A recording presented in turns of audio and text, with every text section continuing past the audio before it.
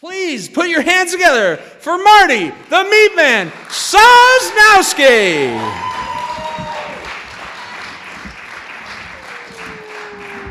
Right there. So talk about pressure. Seems to me like I better bring a good story tonight, so all of a sudden I'm going, holy crap, what story? Because I actually had a different story, but I'm going to go, no, I got to go big tonight. I'm going to tell one of my favorite stories of all time. And it just so fits the theme. So ladies and gentlemen and children of all ages, I've got to, and you know, since I say that, I gotta, you know, there's something he forgot about on my album, and since we're on TV tonight, and it's the Meatman, I just want to put this out there, camera, just in case, for you children that might want to listen to this, we better, Tipper Gore be very happy I did this. I'm glad it's not on the album, but I just had to let you know. So, tonight's story is kind of similar to our first storyteller. It's about when I'm about to become a father and the pressure that I'm under at the time, because really my life's coming to an end at this point. I'm like 23 years old. Since I was 13 years old, folks, there were three things on my mind: pussy, liquor, and drugs. So, getting to the point where I had just gotten married, have a girl pregnant, I'm going to have a child, I'm pretty much thinking my life is over. Because this is going to be a big change for me. I'm never going to see another pussy again, I don't think. And the one that I do have is going to change in a couple of months. So, what do? I don't know what I'm going to do. Okay, well, I can do this, I figure. But before I change into a father and becoming a real man and getting the golden lunch pail and going to the mill every day, I got to go party one more time, at least one more time. So there's not much I can do. I'm 2 years sober at this point, pulled myself out of the bottom of a whiskey bottle. My wife is 3 years sober from being a heroin addict. So we're doing really well at this point. Families are going like, they're getting it together, you guys. They really got this. They got married. They're going to have a kid. This is really going well for them because, like I said, the past 10 years it was a little bit different. So I got to have one more party before this is all over, before this is the end of my life. Now, my wife at this point is 7 months pregnant. So what do we come up with? I got to go to a concert. Music has always been a big part of my life. So one more time, I got to go. And at this point in my life, all I'm doing is smoking a little bit of weed. And my wife says I'm going to have to put an end to that. So, all right.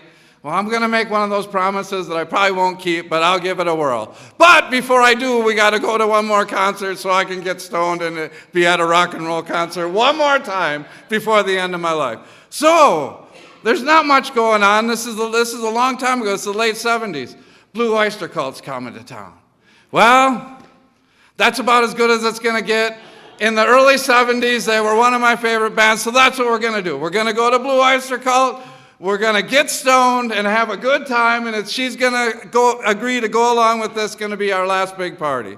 Obviously, she's not going to partake. She's 7 months pregnant. So my best friend Pat and his girlfriend and my wife, here we go off to the concert. Now, we got this all planned out so that, you know, because they were pretty worried about the chance of us getting in some kind of trouble, getting busted. So what we decided to do, we couldn't smoke pot on the way there. We have a pregnant lady in the car and all that, and we're trying to be upstanding citizens.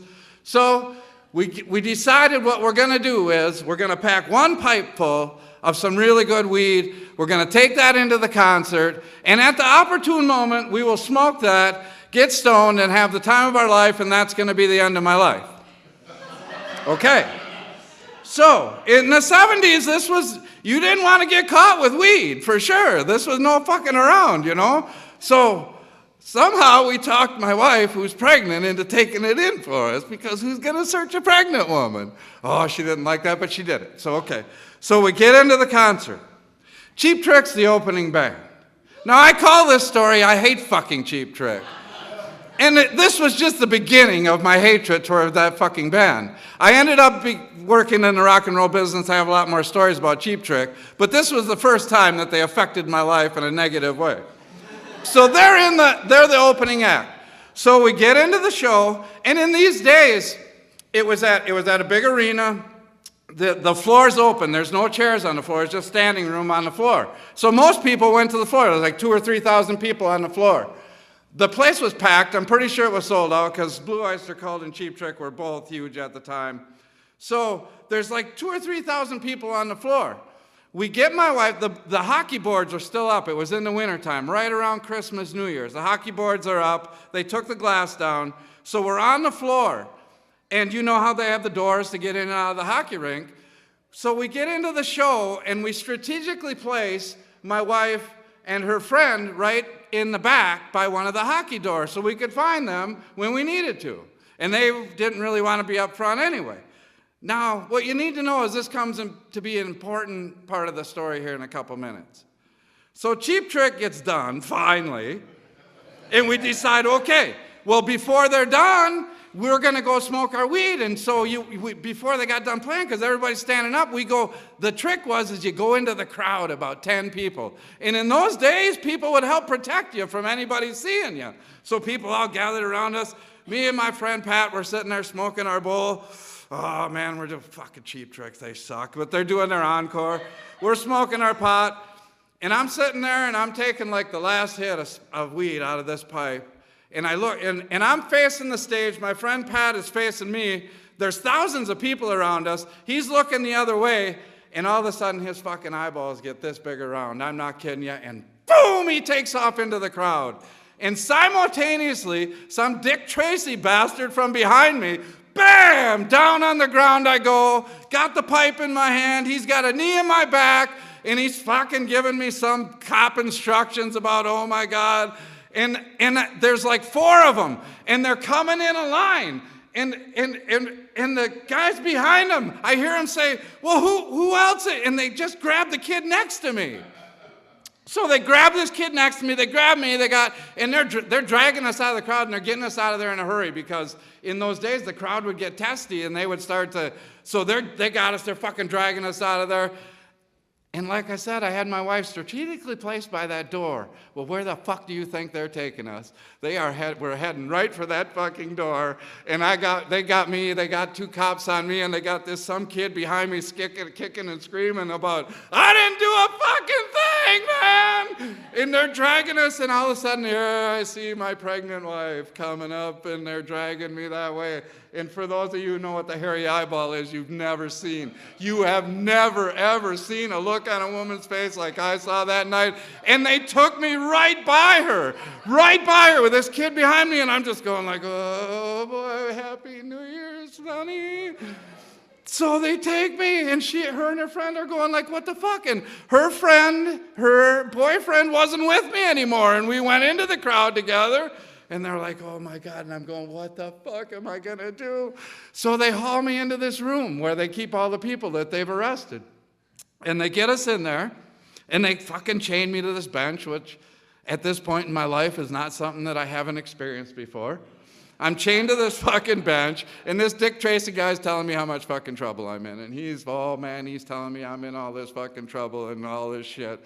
And so I just kind of sitting there, and he goes, well, you know what, you seem awful calm for somebody that's in the situation you're in. And I'm like, dude, there's a 7-month pregnant wife on the other side of that motherfucking door. And I said, you can keep me in here as long as you want. I said, trust me. I said, I have no desire to go out of that door right at this moment, because I said, I can feel that she's out there. So we're sitting there, and so then they take me in, and this kid, they've got this kid sitting there, and I still don't know who he is. He was just fucking standing there. And he's telling them, I didn't do nothing. And they're going, yeah, right, dude, okay, everybody. And they got him sit down, they got him cuffed. Well, they find out he's 15 fucking years old. And I'm like, oh my God. So they take me in this other room, they strip search me, they don't find nothing, they bring me out. And that's when I found out he was 15. And so Dick Tracy then tells me, son, now you're really in trouble. Now we got you contributing to a minor with drugs. This is going to start to rack up some felony charges. And I'm just like, are you fucking kidding me? So they had to wait for the juvie guy to come in to search the kid. So they bring the juvie guy in to search the kid. They take him in the room. They come out, they talk to Dick Tracy. He's going, oh, he gets a big smile on his face. This kid has a big fucking bag of weed in his pocket. I mean, I'm not kidding you, it was over an ounce. So now the detective is going like, now we've got you on felony charges. And I'm like, are you fucking kidding me? And then he starts giving me one of these great speeches about how what a shitty father I'm going to be. It's going to be 2 fucking years before I ever see my daughter again because I'm going to prison for whatever I just did. And I'm thinking, well, this might not be a bad idea really because what I got waiting for me on the other side of that door, I don't know. So, and this kid, he was just standing next to me doing nothing. So, they come to find out the kid is on vacation, visiting his aunt and uncle, at this concert with his cousin, not doing a goddamn thing, and now he's in fucking jail for smoking weed with me, which he wasn't even doing. So to make a long story short, we actually get to fucking jail. And I don't know whatever happened to him. We actually rode in the squad car together, me and this kid and one other guy. And this kid was bawling bawling to the point where he had snot running out of his nose. And I was just trying to go, kid, dude, I'm sorry about this, but I don't know what I can do. There's nothing I can do. And I actually wiggled out of my handcuffs at the time, so I was just sitting there going, and the cops going, what? So they get us in there. Into jail I go. They don't really tell me anything. They won't tell me what's really going on, so they put me in this holding cell. I get in there. There's about 40 people in there that they've busted from the concert. We're all in this big holding cell. One by one, people are coming, going. I'm thinking, okay, well, the wife's going to come and bail me out. So, sooner or later, I'm going to have to face the music here. They keep coming. Pretty soon, it's just me and some drunk guy left. He's sitting there, I'm sitting there. And finally, about 3 a.m, they come and get him, and he's gone. And I'm just sitting there all by myself. And I'm like, what the fuck is going on? And I don't really know what's going on. They won't tell me. The night goes by, nothing. Next day comes, they bring me my breakfast. Okay. I'm still in this cell all by myself. Noon comes, they bring me lunch. Nobody will tell me what's going on. Well, I learned some things in jail at the time. You might as well put this to good advantage. There was some scribbling on the wall that must have been done in like a piece of charred wood where some guy wrote about praying to the devil while you're in jail and maybe it would help you get out or something. Didn't really do any good. I tried, and I also learned that in these days you could smoke in jail. You could actually smoke cigarettes in the jail, and so I learned that with matches you can do artwork on the ceiling of the jail. I learned that you write your name in matches. Everybody did that, so I did that. Kind of tried to keep Another night goes by. I'm still not out. So finally, some jailer came and told me. And I said, well, why am I not getting out of here? And he goes, dude, they got you on felony charges. And I didn't know this, but they can hold you for up to 48 hours on felony charges. They don't have to do nothing. They don't have to tell you nothing. They can just hold you for that long. So eventually, the wife finally came and got me out of there. So needless to say, the pressure that I was under was increased tenfold at that point. But surprisingly, the marriage didn't last and all that. And, it's probably not very shocking, but I tried to give it my best attempt. And what really surprises me more than anything is now, this is almost 40 years later, and you can still be put in jail for almost exactly what happened to me. And that's so stupid. It is. It's so dumb. So people, we got midterm elections coming up. Let's get out there and vote and try to change some of this stuff because it's stupid that this is still happening. But it made for a great story.